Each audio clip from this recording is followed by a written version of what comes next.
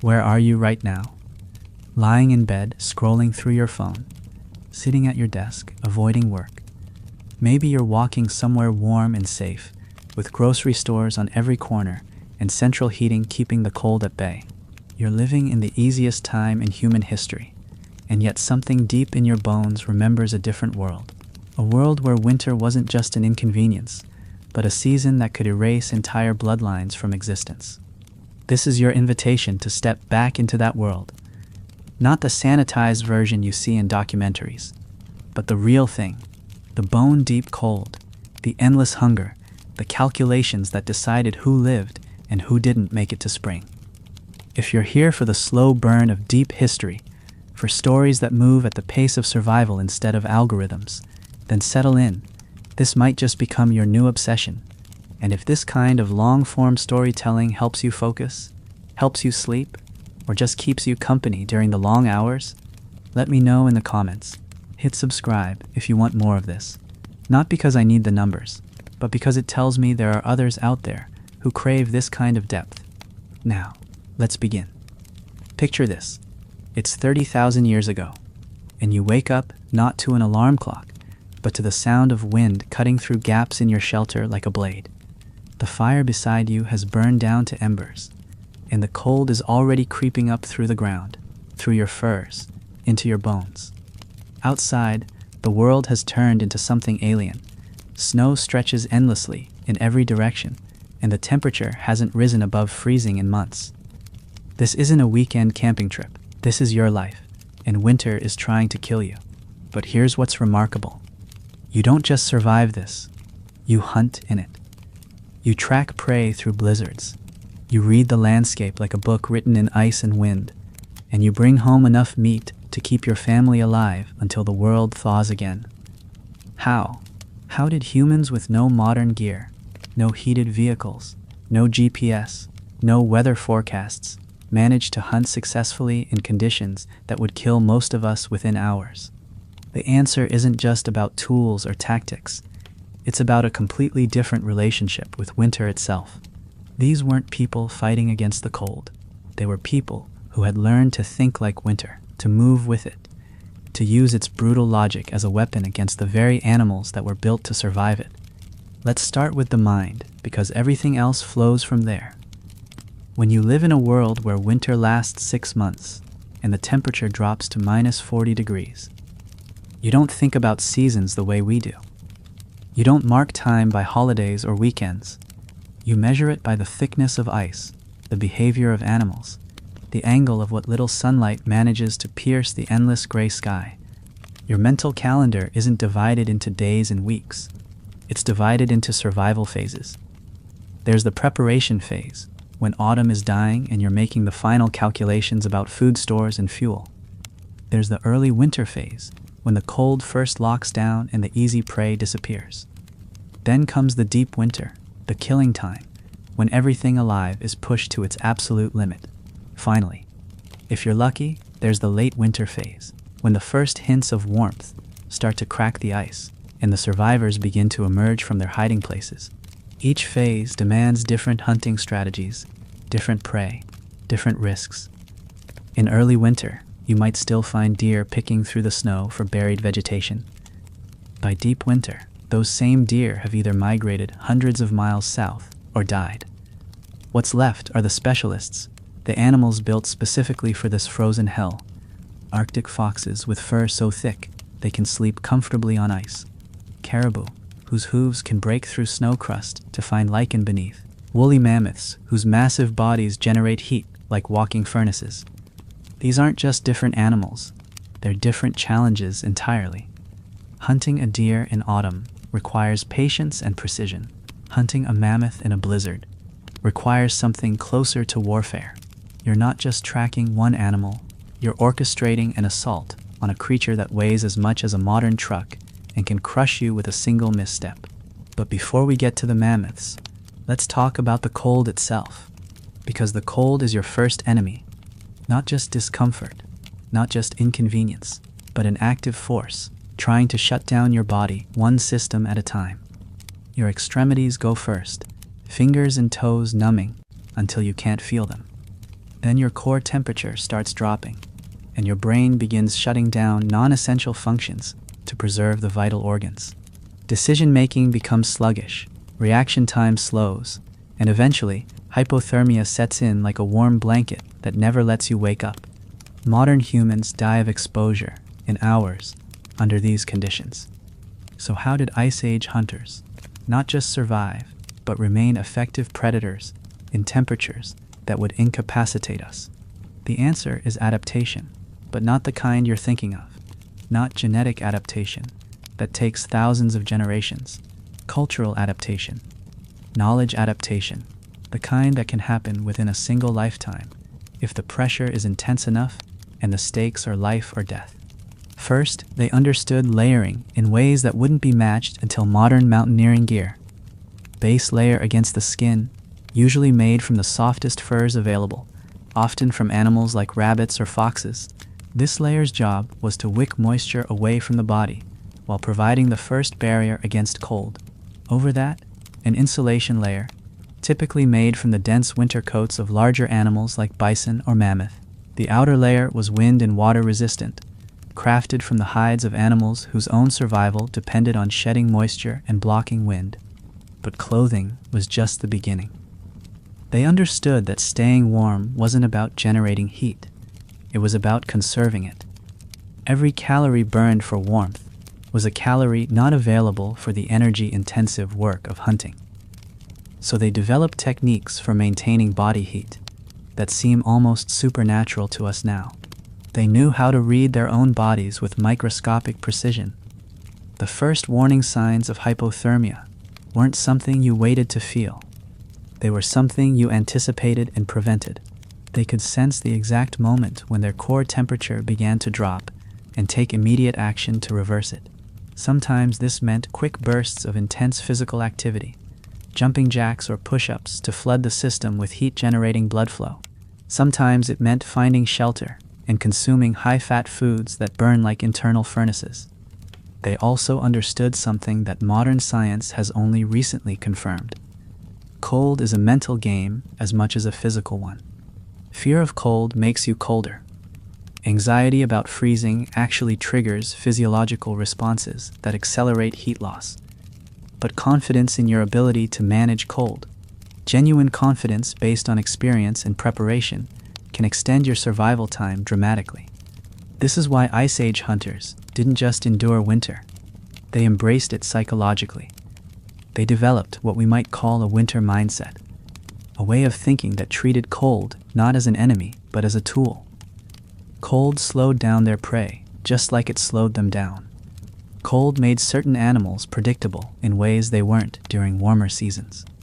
Cold created opportunities that didn't exist any other time of year. Consider the simple physics of snow.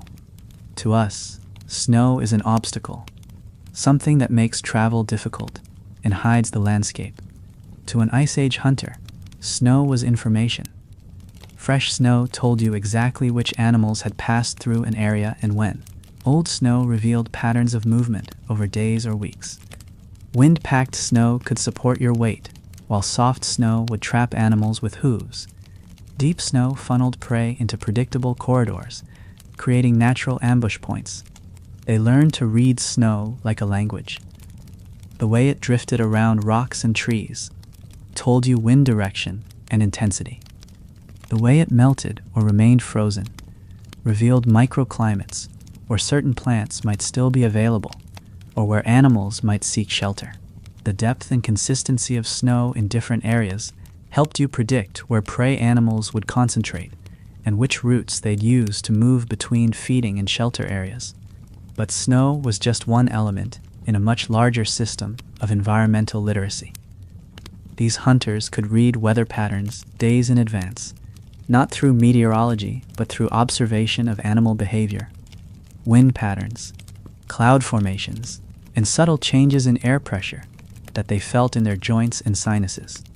They knew that certain birds would alter their flight patterns hours before a storm hit. They understood that the behavior of small mammals like squirrels or rabbits could predict weather changes with startling accuracy. They watched the way smoke rose from their fires, the way their breath condensed in the air, the way ice formed on water surfaces, all of it feeding into a comprehensive understanding of what the environment was about to do. This environmental literacy extended to understanding their prey in ways that went far beyond simple tracking. They didn't just know where animals went, they knew why. They understood the energy economics that drove animal behavior during winter. When food is scarce and every calorie counts, animals become predictable. They follow the paths of least resistance. They concentrate in areas with the most reliable food sources, and they develop routines that minimize energy expenditure. A deer in winter doesn't wander randomly through the forest. It follows established trails between bedding areas and feeding areas, trails that have been used by deer for generations because they represent the most efficient routes through the landscape.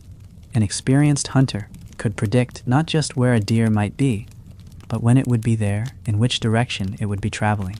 This level of understanding required something that's almost extinct in the modern world: patience. Not the kind of patience where you wait for something to happen, but the kind where you become part of the natural rhythm of the place you're hunting. You move at the speed of the season, think at the pace of animal behavior, plan with the long view that stretches across months of harsh weather. Modern hunters might spend a weekend in the woods and consider themselves patient if they wait a few hours for game to appear. Ice Age hunters might spend weeks learning the patterns of a particular valley, understanding how snow depth affected animal movement, where the wind created sheltered areas, which slopes got enough sun to melt snow and expose vegetation. They were playing a completely different game, one where the stakes were absolute, and the timeline was measured not in hours, but in seasons. Success meant survival, not just for themselves, but for their families, their communities, everyone who depended on their ability to find protein during the months when the plant world was dormant or dead. And this brings us to perhaps the most crucial difference between Ice Age hunting and anything we understand today. It was never about individual achievement. It was about collective survival, and that changed everything about how they approached the hunt, how they shared information, how they took risks, and how they defined success. But that's where we're going next, into the social mechanics of winter hunting, the way these ancient communities organized themselves around the brutal mathematics of survival, and the hunting techniques that emerged from that organization. Because once you understand the mindset, once you grasp the environmental literacy, the real story becomes clear. How a species with no natural weapons, no thick fur, no evolutionary adaptations for extreme cold managed to become the apex predator of the Ice Age world. The collective nature of Ice Age hunting wasn't just cooperation, it was something deeper. Something that rewrote the basic rules of predator and prey. When winter locked down the world, individual strength became meaningless. What mattered was the intelligence of the group, the accumulated wisdom passed down through generations, and the ability to coordinate complex operations across terrain that could kill you if you made a single mistake. Think about what it means to hunt a woolly mammoth.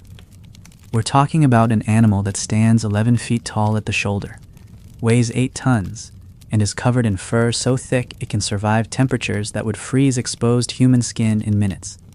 Its tusks are 12-foot spears of solid ivory, and it has the temperament of something that has never, in its entire evolutionary history, considered anything else a serious threat. You don't take down a mammoth because you're brave. You don't succeed because you have better weapons.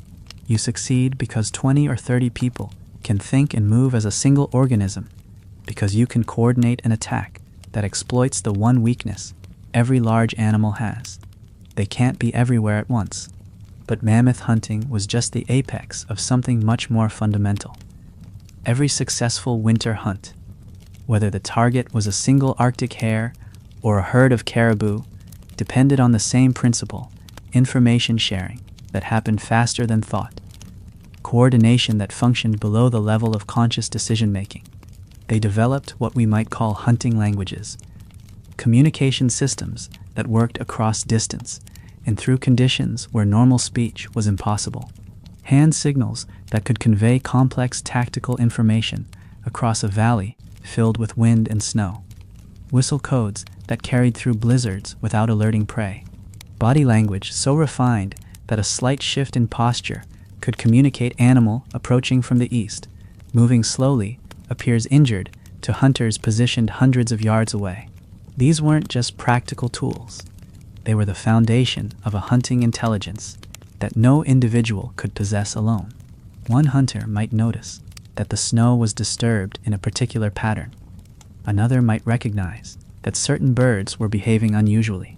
A third might detect a scent carried on the wind that suggested prey was nearby. Separately, these observations meant little. Combined instantly through their communication systems, they created a three-dimensional map of everything alive and moving within miles of their position. The planning that went into a major winter hunt would put modern military operations to shame. They didn't just decide to go hunting and hope for the best. They spent days or even weeks gathering intelligence, mapping animal movements, identifying the optimal locations for ambushes, and calculating exactly how much risk they could afford to take. Every hunt was a mathematical equation where the variables were survival probability, energy expenditure, weather patterns, animal behavior, and the nutritional needs of everyone back at camp. Get the math wrong, and people died.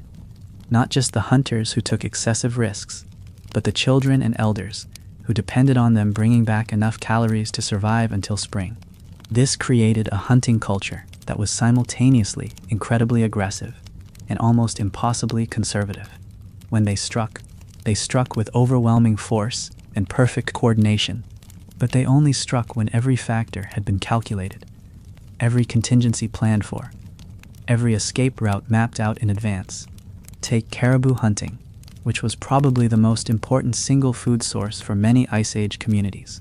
Caribou migrate in vast herds, sometimes numbering in the hundreds of thousands, following ancient routes between summer and winter ranges.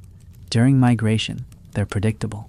They follow the same valleys, cross rivers at the same points, rest in the same sheltered areas their ancestors used for millennia. But migration hunting wasn't about chasing the herd. It was about becoming part of the landscape the herd moved through. Hunters would position themselves days in advance along migration routes, not just randomly, but at specific points where the terrain naturally funneled animals into killing zones. River crossings, where the animals had to slow down and bunch together. Mountain passes, where the herd stretched out in long, vulnerable lines. Meadows, where tired animals stopped to rest and feed. The actual hunt might last only minutes, but the preparation consumed weeks. Scouts tracked the approaching herd, monitoring its size, speed, and condition. Engineers, if we can call them that, prepared the kill sites, building stone barriers that would channel animals toward waiting hunters, digging pits that would trap or slow down wounded prey, clearing sightlines for spear throws. Meanwhile, back at the base camp, other specialists prepared for success. They sharpened every blade, organized carrying equipment for transporting meat, prepared preservation techniques for storing what couldn't be consumed immediately. They also prepared for failure, calculating how long the community could survive if the hunt produced nothing, planning alternative strategies if the caribou changed their route or arrived later than expected. When the moment came, the hunt itself was pure choreography. Hunters moved with timing so precise it seemed telepathic. Some drove animals toward the kill zone, using controlled noise and movement. Others waited in perfect stillness until prey moved into optimal range. Still others positioned themselves along escape routes, ready to intercept animals that broke through the primary assault. The weapons they used were marvels of engineering that we've only recently begun to appreciate. Spears weren't just sharpened sticks. They were composite systems, carefully balanced projectiles with points designed for specific types of prey and specific hunting conditions. The points were often detachable, designed to separate from the shaft when they struck an animal, preventing the prey from using the shaft as leverage to break free. For winter hunting, they developed specialized gear that maximized effectiveness in conditions where a single missed throw could mean the difference between eating and starving. Spear throwers, called atlatls, that function like mechanical extensions of the human arm, increasing both range and penetrating power. Some could drive a spear completely through a large animal at distances that would challenge modern archery equipment. But perhaps their most sophisticated weapons were traps. Devices that could hunt even when the hunters were elsewhere. Deadfalls that used the weight of logs or stones to crush prey. Snares that tightened as animals struggled, designed with a deep understanding of animal psychology and behavior. Pitfalls covered with branches and snow, positioned along game trails with such precision that animals would step into them even in daylight. These traps represented something remarkable: the ability to externalize hunting intelligence, to embed knowledge about animal behavior into physical devices that could operate independently. A well-designed trap was essentially a hunter who never slept, never got cold, never made noise at the wrong moment. The trap lines themselves were complex systems that required constant maintenance and monitoring. In winter, snow could obscure or disable traps overnight. Ice could freeze trigger mechanisms. Scavengers could steal bait or even prey that had been caught. Successful trappers developed routes that allowed them to check dozens of traps efficiently, repairing and resetting them as needed, while minimizing their own exposure to the elements. They also developed what we might call ecological trapping, techniques that used the environment itself as a weapon. They understood that certain weather conditions made animals predictable in ways that could be exploited. A sudden warm spell might bring prey out of shelter to take advantage of temporary melting. A severe cold snap might drive animals into specific refuges where they could be surrounded and taken. One of the most sophisticated techniques was fire hunting, using controlled burns to drive prey toward waiting hunters. This required an intimate understanding of wind patterns, fuel loads, and animal psychology. Too much fire, and you'd scatter the prey, or create a blaze you couldn't control. Too little, and the animals would simply avoid it. But get it right, and you could move entire herds exactly where you wanted them. Fire hunting also demonstrates something crucial about Ice Age hunting culture. They thought in terms of landscape modification, not just landscape use. They understood that they could alter the environment in ways that made hunting more effective, creating clearings that improve visibility, burning areas to encourage new plant growth that would attract herbivores, even diverting streams to create new water sources that would concentrate animals in predictable locations. This level of environmental manipulation required thinking that stretched across seasons and years.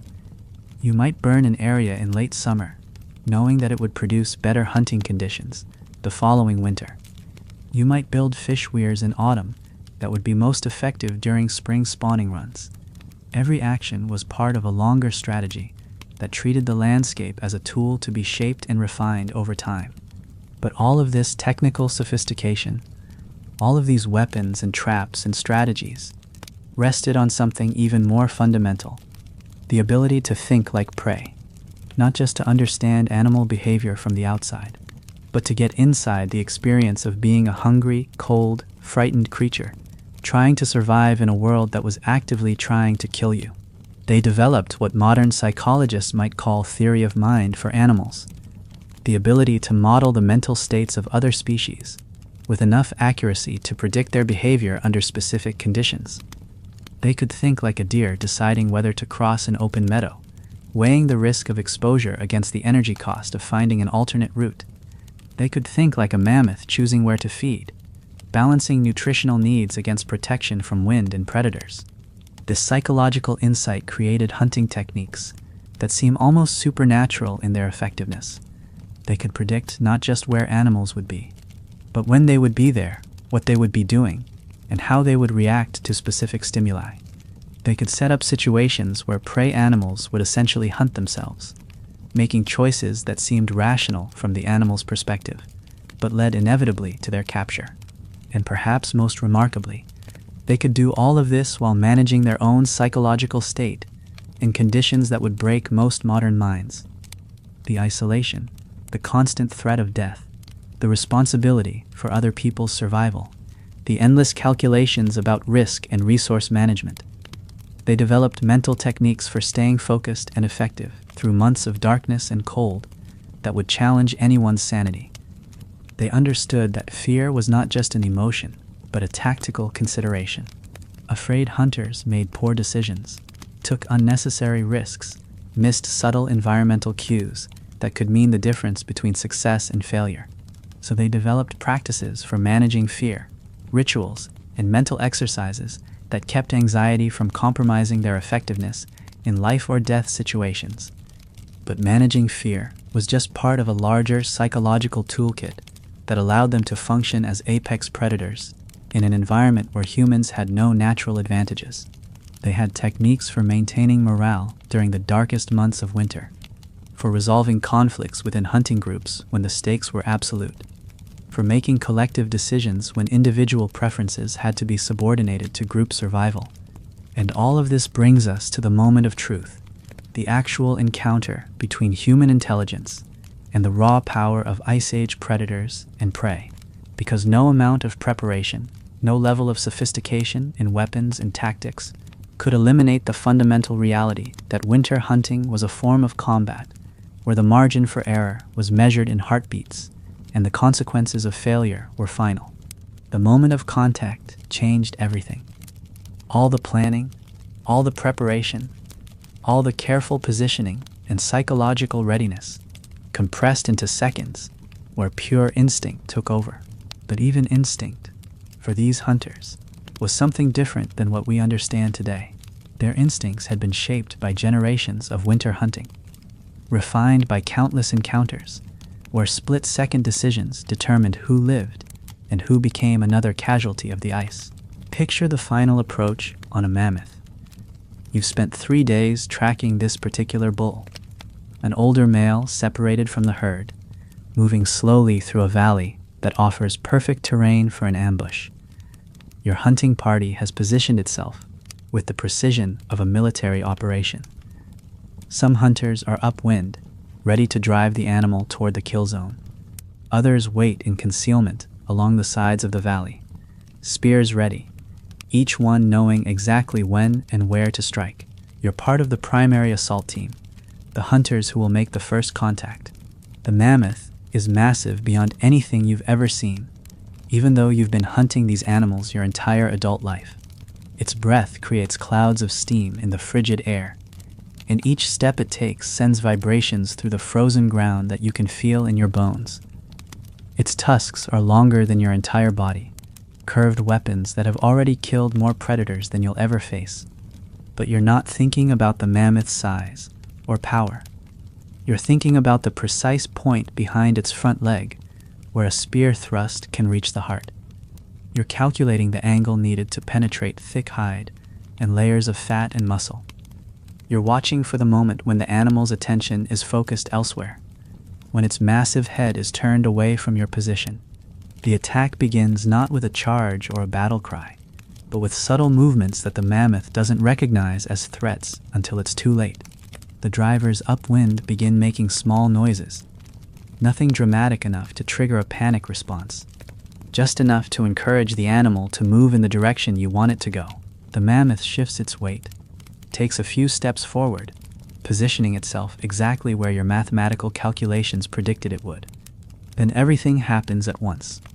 Spears fly from multiple directions, not randomly, but in a carefully choreographed sequence, designed to disable the animal's ability to defend itself or escape.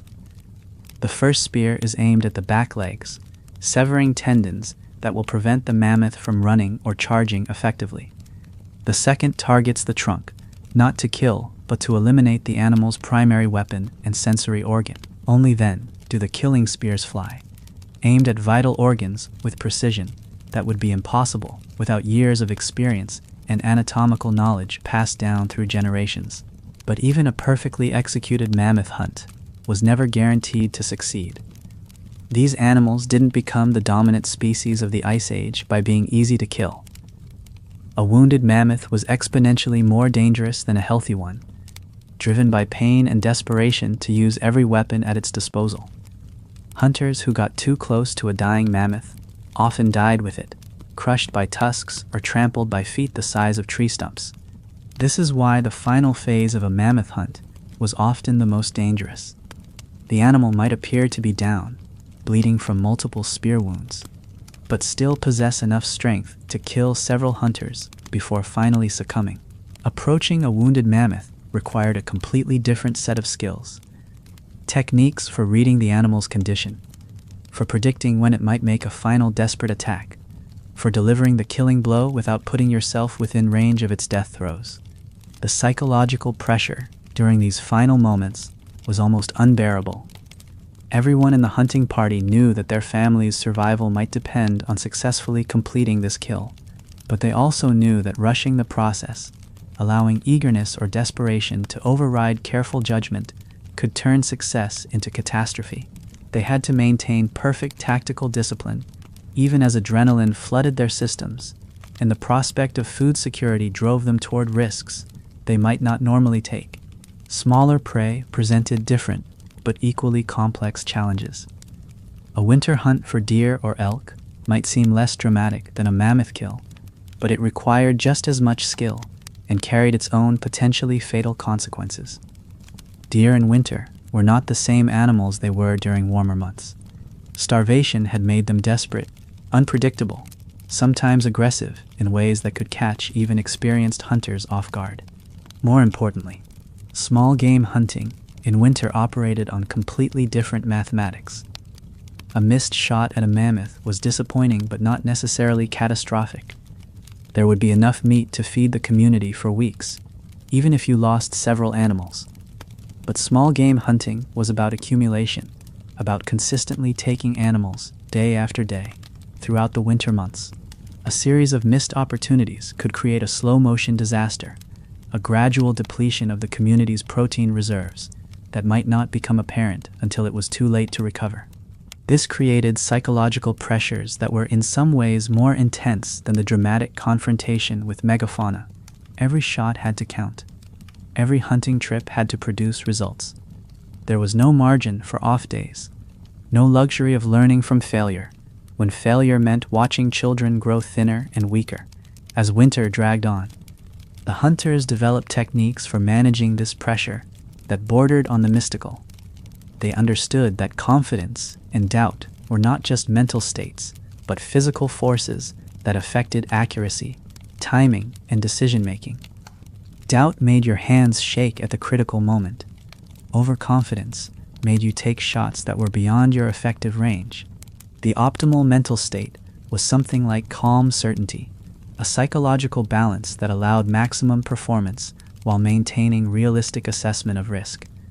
They achieved this balance through rituals that modern psychology would recognize as sophisticated mental preparation techniques, visualization exercises, where hunters mentally rehearsed every aspect of a successful hunt, from the initial tracking to the final kill. Breathing techniques that controlled heart rate and maintained steady hands, even in extreme cold. Meditation practices that cleared the mind of distracting thoughts and allowed complete focus on the immediate tactical situation. But perhaps their most important psychological tool was something we've almost entirely lost: the ability to accept death as a possible outcome without allowing that acceptance to interfere with the will to live. They understood that winter hunting was inherently lethal, that even the most skilled and experienced hunters sometimes didn't come home, but they also understood that fear of death was more likely to cause death than almost any other factor. This created a mindset that was simultaneously fatalistic and fiercely committed to survival. They planned for every contingency they could imagine, prepared for every possible failure mode, but once the hunt began, they committed completely to success. Halfway measures, hesitation, second-guessing, these were luxuries they couldn't afford when the margin between life and death was measured in degrees of body temperature and ounces of remaining fat reserves. The actual techniques they used for different types of prey reflected this total commitment to effectiveness over everything else. For fast-moving animals like caribou or horses, they developed pursuit techniques that pushed both hunters and prey to their absolute physiological limits. Relay hunting, where fresh hunters would take over the chase as their teammates reached exhaustion, maintaining pressure on the prey until its superior speed was negated by superior endurance. For dangerous prey, like cave bears or lions, they created techniques that minimized contact while maximizing damage. Trap hunting that used the animal's own strength against it. Funnel strategies that channeled aggressive predators into positions where they could be killed from a distance. Ambush tactics that struck with overwhelming force before the prey could mount an effective defense. For elusive prey like Arctic foxes or snow hares, they developed patience techniques that modern hunters would find almost incomprehensible. They could remain motionless in sub-zero temperatures for hours at a time, waiting for animals to move within range, controlling every aspect of their physiology to avoid creating vibrations, scents, or sounds that would alert their quarry. Each type of hunting required not just different physical techniques, but different mental approaches, different ways of thinking about time, space, and probability. Pursuit hunting demanded the ability to think in terms of extended time horizons, to make tactical decisions based on how the chase would develop over hours or even days. Trap hunting required thinking in terms of animal psychology, predicting not just where prey would be, but how it would react to specific environmental cues. Patience hunting, perhaps the most difficult of all, required the ability to enter a mental state that was simultaneously hyper-alert and completely relaxed, aware of every tiny change in the environment, while maintaining the physical stillness of a boulder. They could slow their breathing and heart rate to conserve body heat, while keeping their reflexes primed for instant action when the moment came. The tools they carried reflected this diversity of hunting approaches. No hunter went into winter conditions with just one weapon or one strategy. They carried spear systems that could be reconfigured for different prey and different tactical situations. Detachable points that could be switched depending on whether they were hunting thick-skinned megafauna or quick-moving small game. Shaft lengths that could be adjusted based on whether they needed maximum range or maximum control. They carried trap components that could be assembled into different configurations depending on the prey they encountered.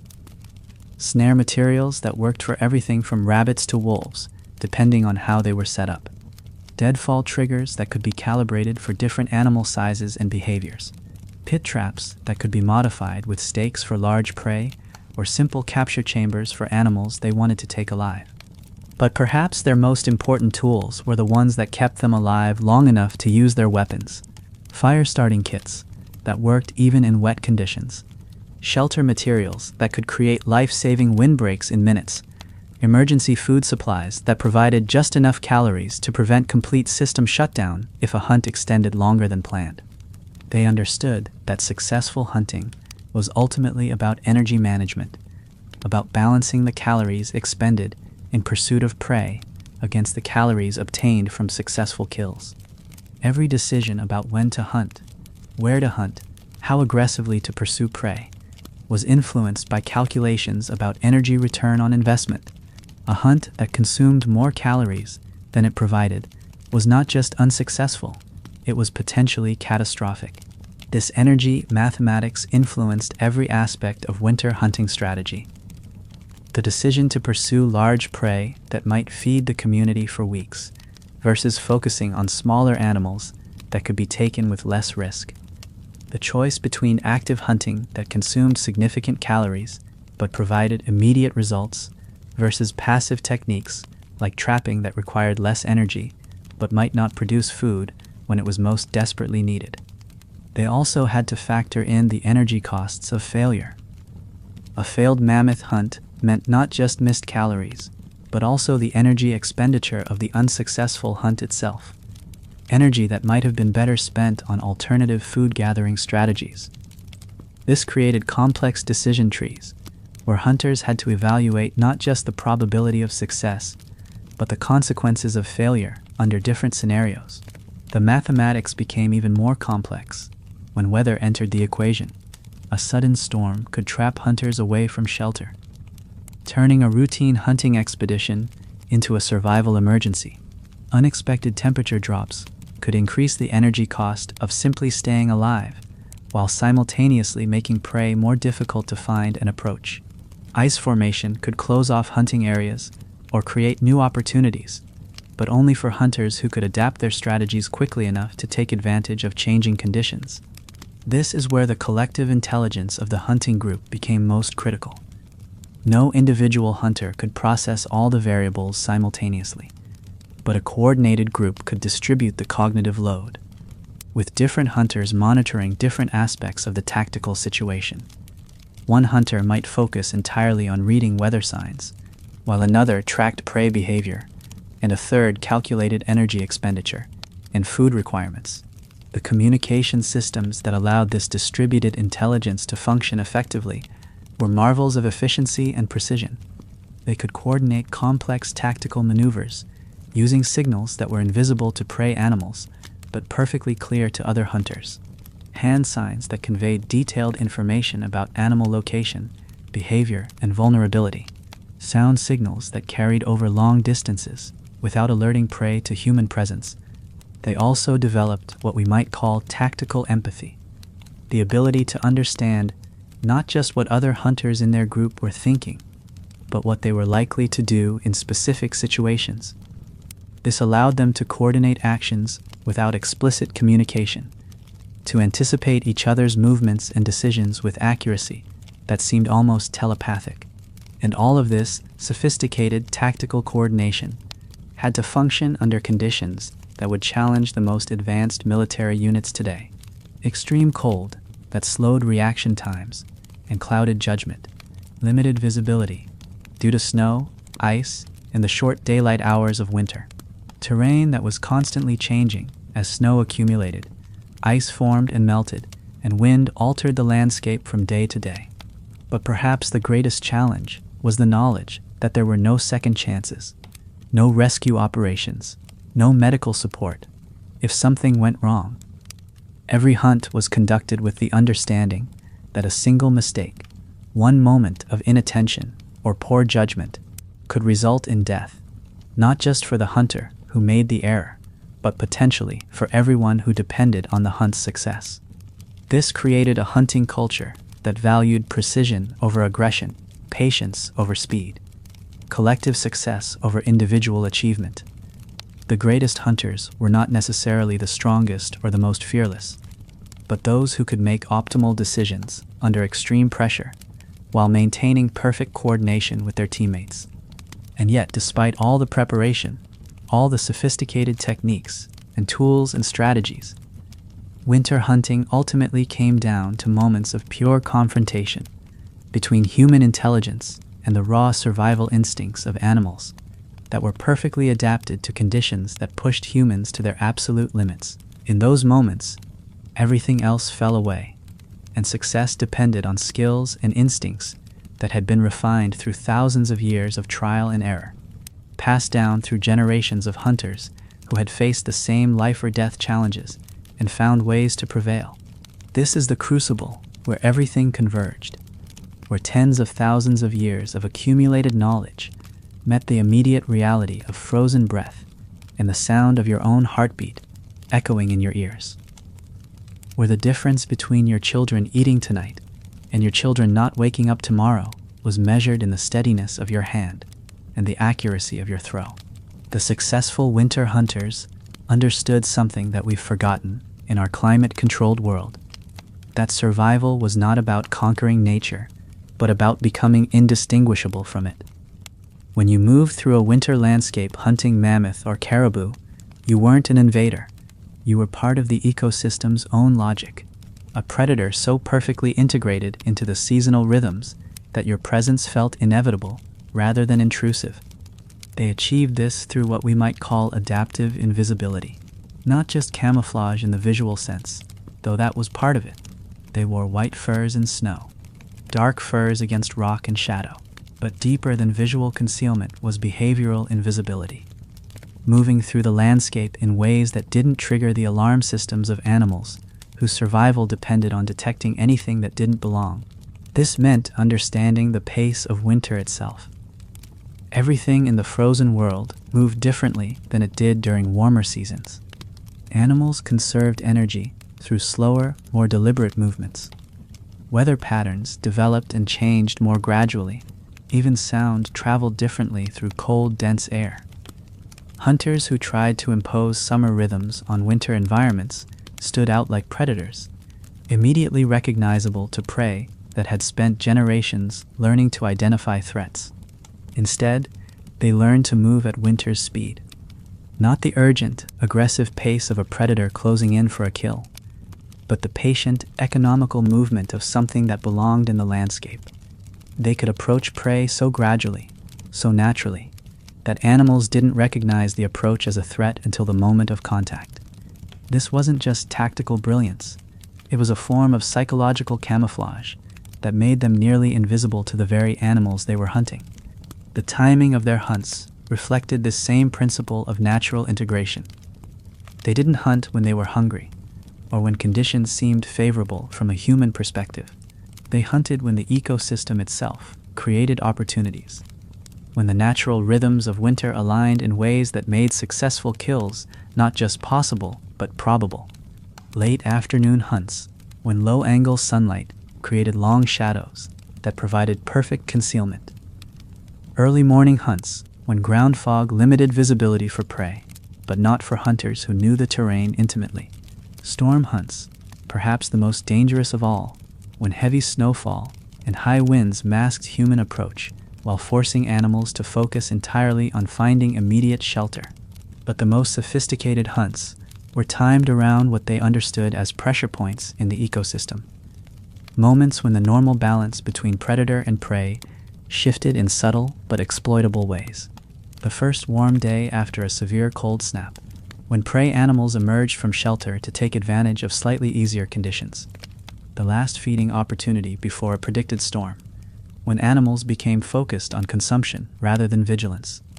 They could read these pressure points because they understood winter, not as a static season, but as a constantly evolving system of relationships between temperature, wind, precipitation, animal behavior, plant dormancy, and dozens of other variables that interacted in predictable ways. Their hunting calendar wasn't based on dates or moon phases, but on the recognition of specific ecosystem states that created tactical opportunities. When the moment came, when all the preparation and positioning and environmental reading converged into the actual encounter with prey, something remarkable happened. The hunters didn't become more aggressive or more focused. They became more calm. The heightened alertness that had sustained them through days or weeks of preparation shifted into something like meditation, a state of relaxed awareness that allowed them to respond to rapidly changing situations without the interference of conscious thought. This calm was not the absence of fear, but the management of it. They understood that fear was information, a signal that demanded attention, but not necessarily action. The fear response that made their hearts pound and their muscles tense was the same physiological preparation that would allow them to react with superhuman speed and strength if the situation required it. But they had learned to experience these sensations without allowing them to compromise judgment or coordination. The actual kill, when it came, was often anticlimactic. All the drama, all the life or death intensity had been compressed into the preparation phase. The moment of contact was simply the execution of plans that had been refined through countless similar encounters. A spear throw that hit exactly where anatomy and experience predicted it would have maximum effect. A trap trigger that activated precisely when and how it had been designed to. An ambush that unfolded with the inevitability of a mathematical proof. But even successful kills created new challenges that tested different aspects of hunting skill. A dead mammoth represented thousands of pounds of meat, enough protein to sustain a community through the worst of winter. But it also represented thousands of pounds of meat that had to be processed, preserved, and transported under conditions where delay meant spoilage and inefficiency meant starvation. They had developed butchering techniques that seem almost surgical in their precision and efficiency. They knew exactly which cuts to make first to prevent blood loss that would compromise meat quality. They understood how to disassemble large carcasses in ways that maximized the recovery of useful materials, while minimizing exposure time for hunters working in life-threatening cold. Every part of a killed animal had multiple uses that reflected the harsh mathematics of survival: meat for immediate consumption and long-term preservation, fat for cooking, fuel, and waterproofing, hide for clothing, shelter, and tool construction, bones for implements, weapons, and structural materials, sinew for binding and sewing. Even organs had specific applications, from bladders that became water containers to intestines that were processed into cord and thread. The preservation techniques they developed allowed them to extend the nutritional value of successful hunts across months of winter scarcity. Smoking methods that removed moisture while adding flavors that made monotonous winter diets more palatable. Freezing techniques that took advantage of natural refrigeration to maintain meat quality longer than would be possible in warmer climates. Fat rendering processes that created high-calorie foods that could sustain hunters through extended periods without successful kills. But perhaps their most sophisticated preservation technique was something we might call social distribution. Systems for sharing successful hunts that ensured community survival, even when individual hunting efforts failed. These weren't just ethical frameworks, but practical survival strategies, based on the recognition that winter hunting success was inherently unpredictable, and that community survival depended on pooling both risks and rewards. The hunters who brought down a mammoth didn't own that mammoth in any sense we would recognize. The meat belonged to the community according to complex formulas that took into account not just who participated in the actual kill, but who contributed to the knowledge, planning, and support that made the hunt possible. The scout who located the animal, the elder who provided tactical advice, the person who maintained the weapons, the families who provided hunters with the nutritional support needed to sustain extended hunting expeditions. This social distribution system served multiple functions beyond simple fairness. It created incentives for community members to contribute specialized knowledge and skills, even when they weren't directly involved in hunts. It ensured that successful hunters remained connected to the community rather than becoming isolated by their own success. Most importantly, it created redundancy that protected against the catastrophic failure that could result from depending too heavily on individual hunting success. The psychological impact of this system was profound. Hunters could take the extreme risks that winter hunting demanded because they knew that failure wouldn't result in the starvation of their families. But they also knew that success wasn't just personal achievement, but community salvation, which created pressures and motivations that individual survival could never generate. This brings us to the final truth about Ice Age winter hunting, the one that ties together all the techniques and tools and strategies and social systems. It was never really about hunting at all. It was about becoming fully human in conditions that stripped away everything except the most essential elements of what it means to be human. The hunters who succeeded in bringing down mammoths and caribou in howling blizzards weren't superhuman. They were human in ways that we've almost forgotten how to be. They had learned to coordinate collective intelligence with a precision that modern technology still struggles to match. They had developed environmental awareness that integrated sensory information, pattern recognition, and intuitive understanding into something approaching psychic ability. They had mastered their own psychology to a degree that allowed optimal performance under conditions of extreme stress and mortal danger. But most importantly, they had learned to think beyond themselves, to subordinate individual desires and fears to collective survival needs, while simultaneously developing individual skills to levels of mastery that seem almost impossible from our modern perspective. They were simultaneously more individually capable and more collectively integrated than humans in any other period of history.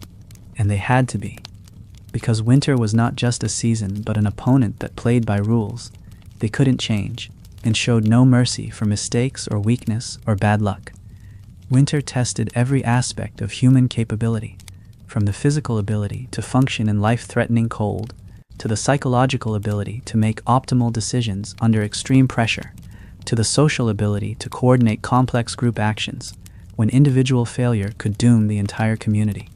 The hunters who passed these tests, who brought their families and communities through months of darkness and cold and scarcity, weren't just successful predators. They were the ancestors who carried forward everything that makes us human: the intelligence, the cooperation, the tool use, the environmental awareness, the ability to plan and coordinate and adapt and endure. Their hunting techniques died with them when the Ice Age ended, and the world warmed, and the great herds migrated to extinction or evolution.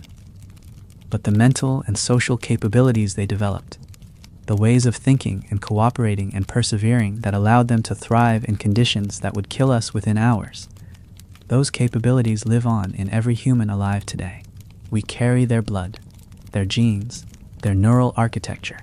Somewhere in the deepest structures of your brain are the pattern recognition systems that allowed them to read weather signs and animal tracks. Somewhere in your physiology are the stress response mechanisms that allowed them to function optimally under life-threatening pressure. Somewhere in your social instincts are the cooperation algorithms that allowed them to coordinate complex group actions with perfect timing. You are the descendant of the hunters who looked at a mammoth and saw not an impossible opponent, but a solvable problem, who looked at a blizzard and saw not catastrophe, but opportunity, who looked at winter itself and saw not death, but the season that would prove they were worthy to survive. That inheritance lives in you still, waiting beneath the surface of your climate-controlled, GPS-guided, supermarket-supplied modern life. The next time winter wind cuts through your jacket as you walk from your car to your house, the next time you feel that ancient chill that makes something deep in your bones, remember a different world. Know that you carry within you the genetic and neural legacy of the greatest hunters who ever lived. They survived the worst that winter could deliver. They mastered conditions that would challenge our best modern survival experts, equipped with the most advanced gear. They did it with stone tools and animal skins, and the collective intelligence of small groups bound together by necessity and mutual dependence. And because they did, because they refused to let winter win, because they learned to hunt when hunting seemed impossible, you exist. Your story, your consciousness, your capacity to wonder about ancient hunters and frozen worlds, all of it traces back to those moments when a handful of humans stood against the ice and darkness and won. The fire they built still burns. The knowledge they accumulated still flows through human civilization. The courage they showed still echoes in every human who faces impossible odds and finds a way forward. They were the first to prove that humans could survive anything the world could throw at them. And in the depths of winter, when the cold seems to cut straight to the bone and the darkness feels like it will never end, it's worth remembering that you come from people who looked at winter and said, we can hunt in this,